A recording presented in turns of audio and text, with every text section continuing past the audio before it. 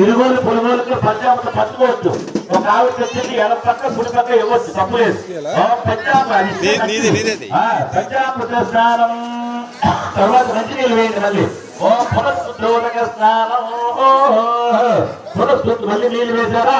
వేశారు. పునఃశుద్ధోదక స్నానం.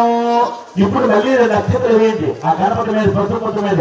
ఓం అక్షరాం ధవనాం దివ్యాం గంధాన్ కార్యాం సత్యునాం దినాం అక్షరం వేశారు. గంధం గంధం తిరగండి.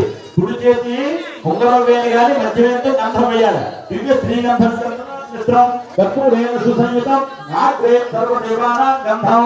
గంధమైన తర్వాత పసుపు గుండా కుంకుమ వేయాలి.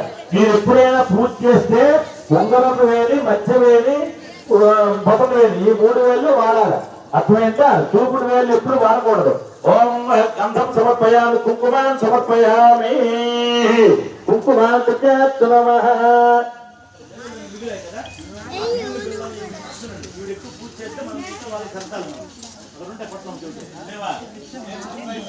పిల్లలు మిగిలాయా? అక్కడ ఇస్తే పూజలో పెడతాము, మళ్ళీ మేము అందరికి ఇస్తాం. మాకు ఇచ్చి ఆ పంతులు గారికి ఇచ్చి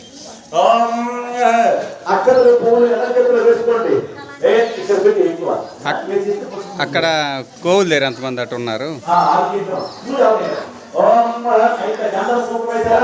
కొంచెం పువ్వులు గొడ్డ పువ్వులు ఉంటే ఎర్ర చేతులు వేసుకోండి, లేకపోతే అర్థం ఎర్ర చేతులు వేసుకోండి.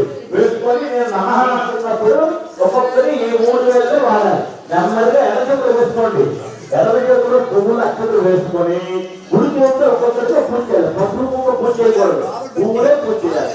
ఓం సుఖాయ నమః, ఓం ఏకదంతాయ నమః,